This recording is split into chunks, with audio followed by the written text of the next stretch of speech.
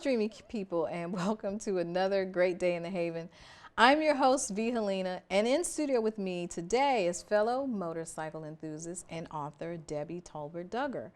Debi has been straddling motorcycles as a passenger since she was 16 years old, but decided at 52 to ride her own damn bike.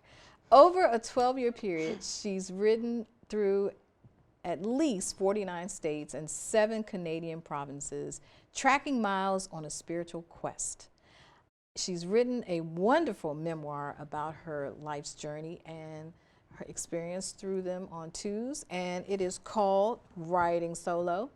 So here to talk about her book and her experiences as a motorcyclist is fellow Wind sister Debi Tolbert Duggar. Thank you very much for joining us in the Haven. Awesome to be here. You know, okay, first of all, I have to say the writing, the way that you've written this book, the way that it flows, it's so fluid, it's so beautifully written. This is your first book. It is my first book, and I'm astonished at the response. Okay, so talk to us a little bit about the writer's side of this experience in writing, and then we'll talk about what inspired it. Writing it was not easy, but I had a blog. I started blogging when I bought my first motorcycle in 2008, and it was just a way to document my journeys. It was a way to remember where I had been and what I'd done and how I felt, especially.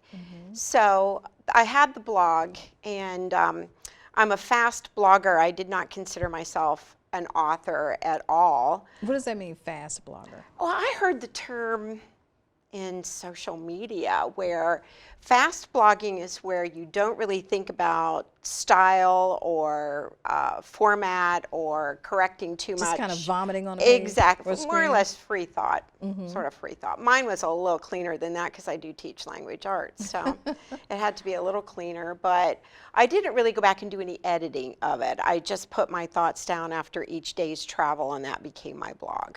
So when I decided to write the book, I collected all of the blogs, and the other thing was Facebook.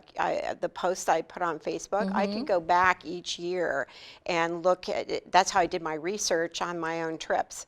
So I had a couple people say, you know, you should write a book, because many of my experiences and some of my revelations about myself were resonating with other women. So that's when I decided to get help writing a book. I had no idea how to write a book. But you delved in because you felt that there was a story that you wanted to tell and that other people wanted to hear about. People were interested in hearing about my travels. In addition to my travels, they were interested in how I was managing that phase of my life, which was an empty nest. I had an empty nest. Both my girls were gone.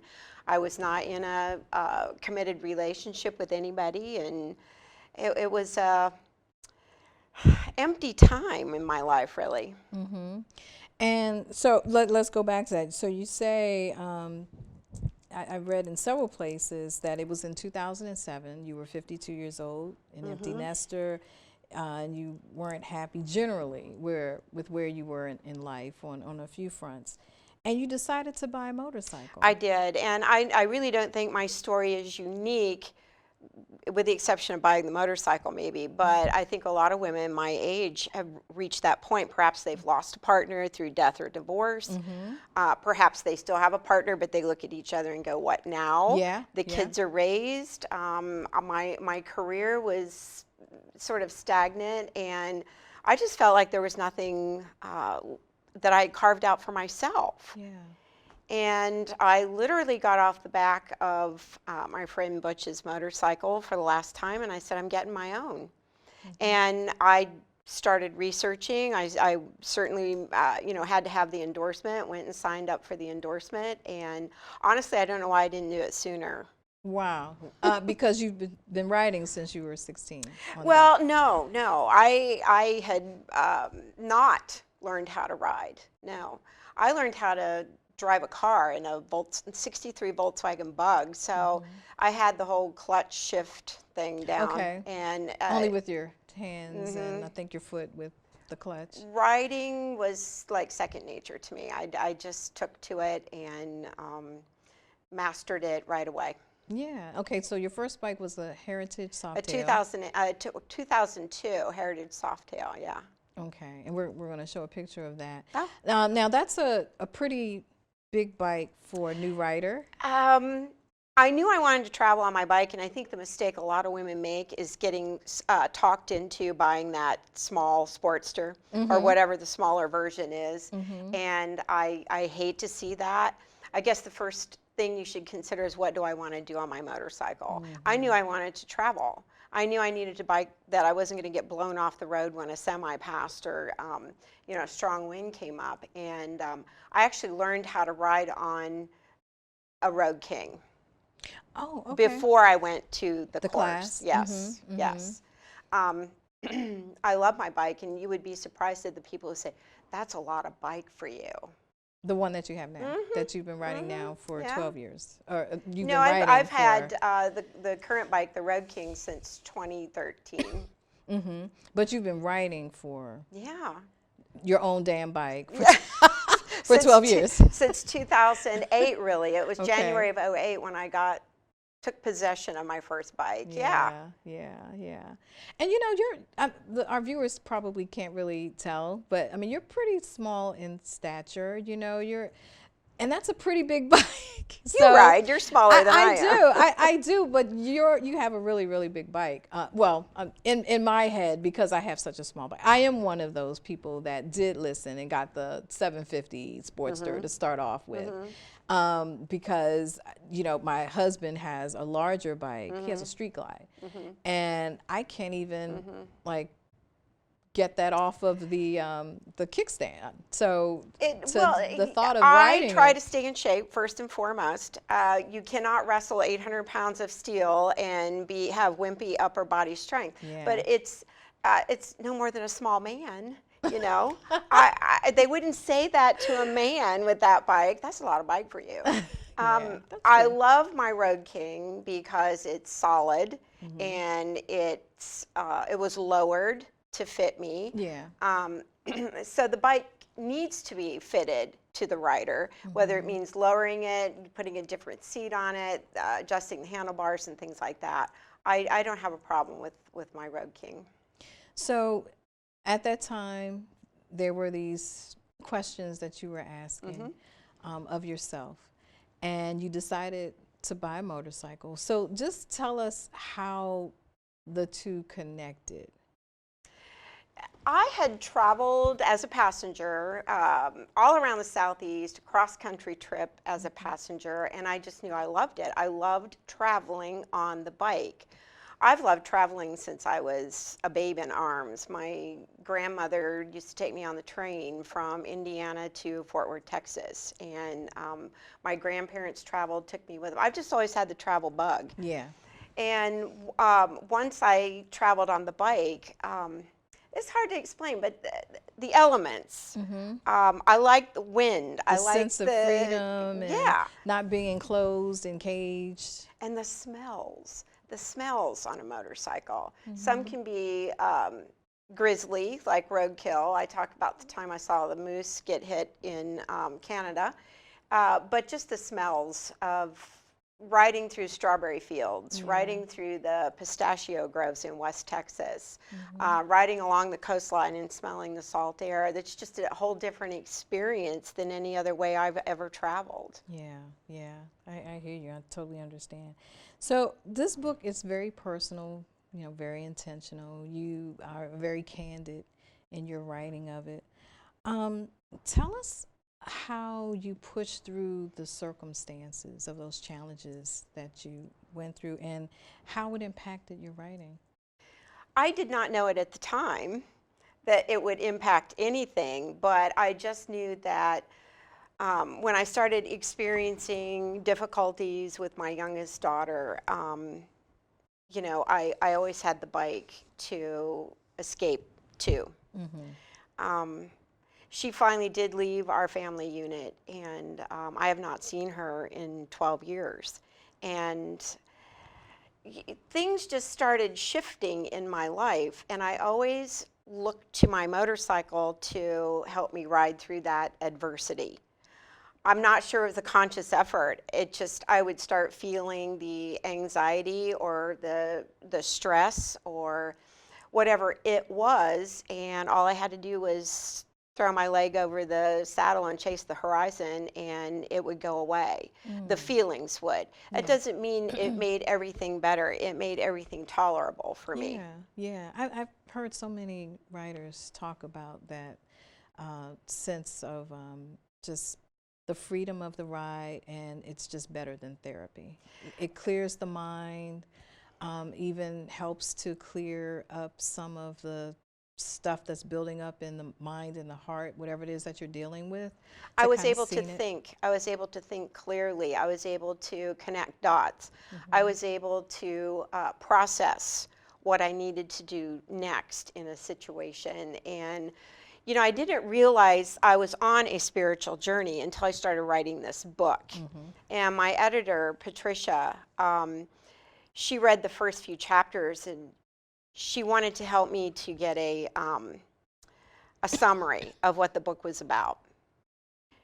And when I talked to her a little bit, and after she read the chapters, she said, "You were on a spiritual journey." I said, yes, I was, not realizing it at the time. But I had a lot of growing to do in terms of what I was going to do in the next phase of my life. If it was going to be alone, fine. What did that look like? I needed to define it. I did not see myself coming home from you know, my job every day and plopping down in front of the TV and just getting gray. I didn't see me doing that at all. Yeah. And when I started striking out and traveling on my own, boy, that is such a sense of accomplishment. You know, I had this achievement. I had this thing to look forward to, and that was making the journey.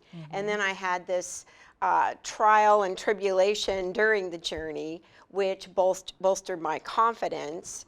And then I had the end of the journey to look back and say, here's how I've grown from that. I don't know if anybody else experiences that when they travel on the bike, but I certainly have. Oh yeah. I have experienced that myself in writing, and so I completely understand what it is that you're saying. And even as you're talking about it now, it's taking me back to some challenges that I've had, not with writing, but with going back to what you said about the big bike. And so I actually did want to get, see now I'm talking about myself, I actually did want to get the bigger bike. I was looking at a Harley Softail limited edition. Gosh, how many cc's is that? I think it's still the 1455. Yeah. Like it's the same engine as a Road King, I believe. Yeah, but so much bigger than a 750 cc. That's true. Yeah, that's true. And I allowed myself to get talked out of it, but it brought up bigger thoughts about being told no. Like, you know, I'm a grown woman. This is what I want, and people care about you. So I know that's why people were poo-pooing. Oh no, why don't you take the class? And you know, and before that, before I got this, the bike that I have now, I had written for 2 years on and off. You know, I was one of those weekend writers. So I wasn't writing like you were, but I was writing and I felt comfortable and confident. But my whole point is it just opened the doors to other thoughts about making decisions for yourself, standing up for yourself, feeling confident in your decisions, not second guessing yourself, not allowing other people to say things to second guess you. So as you were talking about that, that totally kind of brought that to mind. And as I was reading your book, and I'm sure that other people reading your book are going to experience the same thing, they're going to see glimpses of themselves in your experiences, and that's why it's so inspiring, and why I'm so happy that you wrote it. Like I said, it's a very good read. Thank you. I've had comments that I talk about my depression after the accident I had, and one reader that resonated with her is that she was there and had to get up out of it. You know, I talk about my dad's suicide, and that I hope that resonates with somebody somewhere. Yeah. That that's a very permanent solution to any problem. Mm-hmm. So there have already been comments that a lot of what I've talked about resonate with other people. And honestly, when I first started writing, I thought this was just going to be a travel log. I just thought I was going to document my journey on the bike and talk about the beautiful places I've been and food I've eaten and people I've connected with. But somewhere along the line, it started to become this whole other thing, and that was that spiritual journey and taking some of the pieces of my life that I've been fortunate enough to connect the dots on. And I felt better as I wrote it, much better. It was cathartic in a sense, to write about the difficulties with my daughter, to write about my dad's demise, to write about men, you know. In general, yeah. In general. Yeah. And you know what, I have to say that that when I received the book, I thought it was just going to be like a travel log. And so I was very, very happy as I read to see that it wasn't, that there was a lot more to this book than just seeing sights and eating different kinds of foods and meeting different kinds of people and delving into different cultures. It was so much bigger, and I felt like I was, in that bit of time that I was reading it, kind of on that journey and seeing glimpses of things that resonated with me. So it's a powerful piece of literature. Thank you. Yeah. So let's talk a little bit about go a little bit deeper in your process for writing. So I know you started off blogging.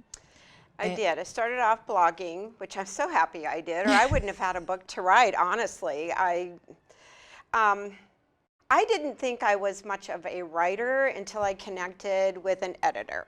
So the process of writing, I had to first find people who knew how to do it.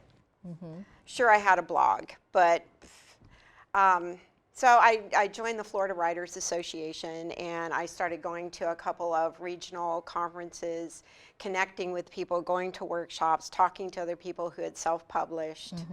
And I met two people there who were editors. First, I found out that's the first thing I needed was an editor. You need someone who can help you put this in book form. And I started working with Patricia, who's in Orlando, and I would take the blog and send it to her without any editing whatsoever. And it would come back and she would want more dialogue or explain this more, show, don't tell. I heard that a lot. Heard that a lot. So in the process, I became a better writer. I became an actual writer. And I found myself wanting to add the personal pieces because the reader needed to know how to make sense of why I felt the way I felt on the motorcycle. So my writing process, I'm one of those 3 a.m. writers. Okay. And I'm wide awake, and I would sit down at my computer and start writing, and I would get a line, a thought, and just pursue it in that way. No outlining? Well, I did outline it originally because I decided I wanted it chronologically, the story. That's where I had to start. At first it was helter-skelter. What do I want to talk about? So I did outline it, but I did not outline the chapters. And I would write a chapter, send it to Patricia. And I remember in one of our early lunches, she says, well, how many times do you edit this before you send it to me? I said, I don't. This just comes out of my head. It's coming to you. And what was her response? She goes, what? She goes, I said, no, that's your job to edit it. I said, I don't know. And she goes, well, this is pretty good if you're just pulling this out of your head. So I learned that I did have a process. It had to be early morning. And the other thing is when I would get stuck, I would throw my leg over the saddle and take off. And then I would literally get an idea or a line that I wanted to remember, and so I'd have to stop, pull over safely, talk into my audio function on the phone, and do that. So that's my process. I didn't write past noon. The two Every cats. day, or? No. This was done on weekends and school holidays. Okay. Because I would come home from teaching and just I leave everything I have in the classroom when I'm at school, and I just couldn't. I couldn't get to it. I had to get to it first thing in the morning or in the middle of the night when it was quiet. Mm-hmm. And for our viewers, she's a 6th grade language arts teacher. And some of her students have already read her book. Yeah. And have said their thoughts. Well, we have not talked in depth, and honestly, I haven't encouraged it. When I was writing the book, and my editor first wanted to call it Most Likely to Wear Leather. That's one of the chapters. She liked that idea. I never did. And here's why. I haven't quit my day job, and I felt like Most Likely to Wear Leather had the wrong connotations to it. Could, yeah. Although if you read the book, it's my little certificate after the Writer's Edge course. That's what the instructor gave me as a funny. It's most likely to wear leather. That was your certificate. And I held back on a lot of the language, a lot of the scenarios, a lot of my thoughts about men and so forth, because I knew that I would be held accountable for this book in some fashion as a teacher. Yeah. But whatever gets kids reading again, right? Yeah, you ever consider writing a book like this, but for kids? I have an idea for a young adult series called The STEM Girl Gang. And it's about 4 nerdy girls who save a school from a failing status.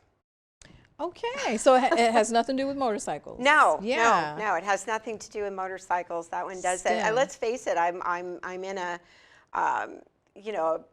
living, breathing research lab with middle school children, and some of them are just absolutely fascinating. Some of them are truly characters.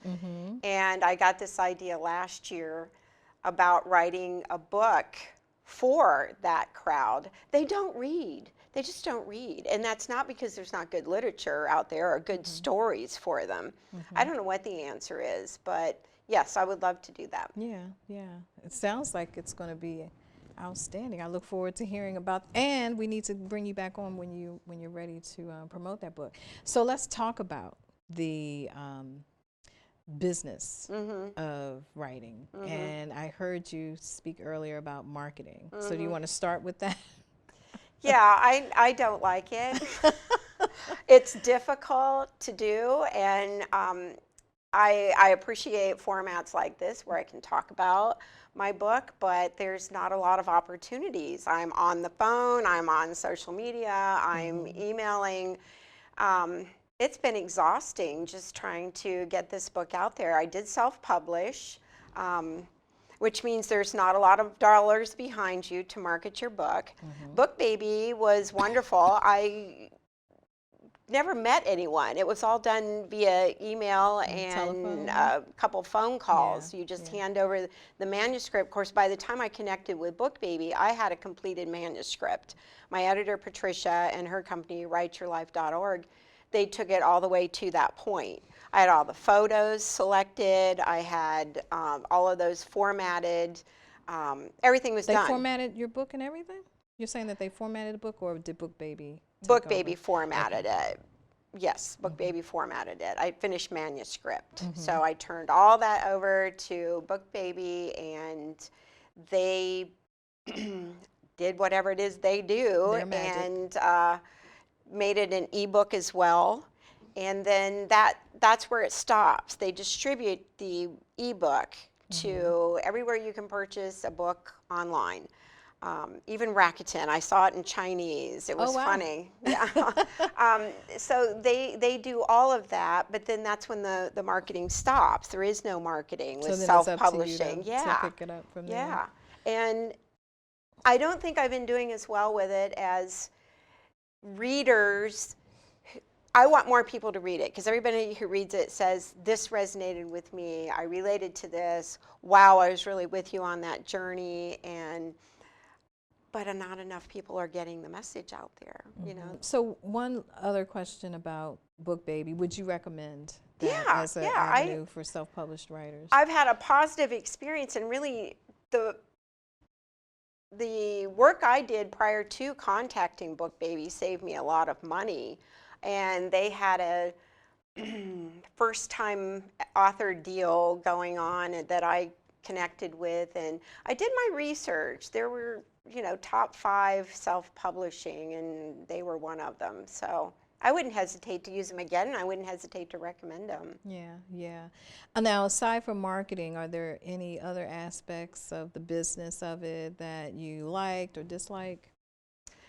I just wanted to be a writer. I did not want to do Yeah, you all didn't want this to have to other deal with this stuff. other stuff. Yeah. And when it I hear got that all the time, by the way. well, when it got down to the final edits, that got very uncomfortable for me and the relationship I had with my editor. But I think that was, and I guess that's the first time I realized I was a temperamental creative type, because I literally started stomping my feet and gnashing my teeth and saying, I don't want it this way, and I want Yeah. it that way, and I need this finished now. So that part got uncomfortable, but Patricia was great.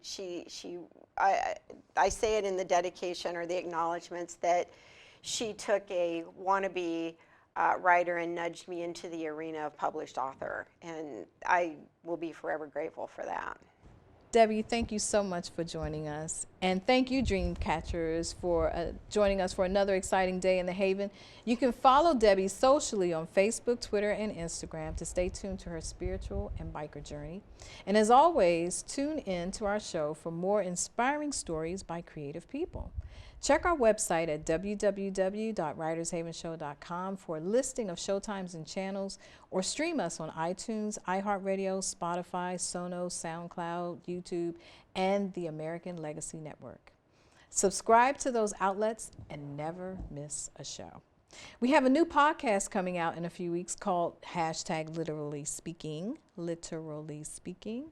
That space is topic driven and will focus on the issues of the day, including politics, single parenting, body shaming, swingers, eating disorders. If people are talking about it, we're talking about it. So check our website for more information on #Literally Speaking coming through in 2020. Thanks again for joining us, and until next time, catch fire on purpose.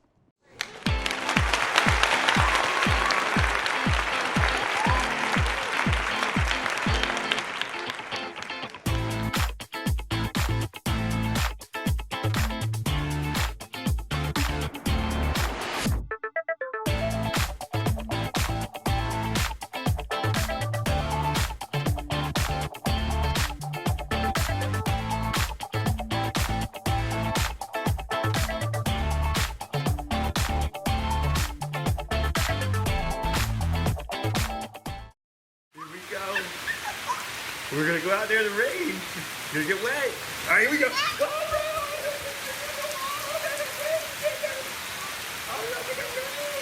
Okay, quick.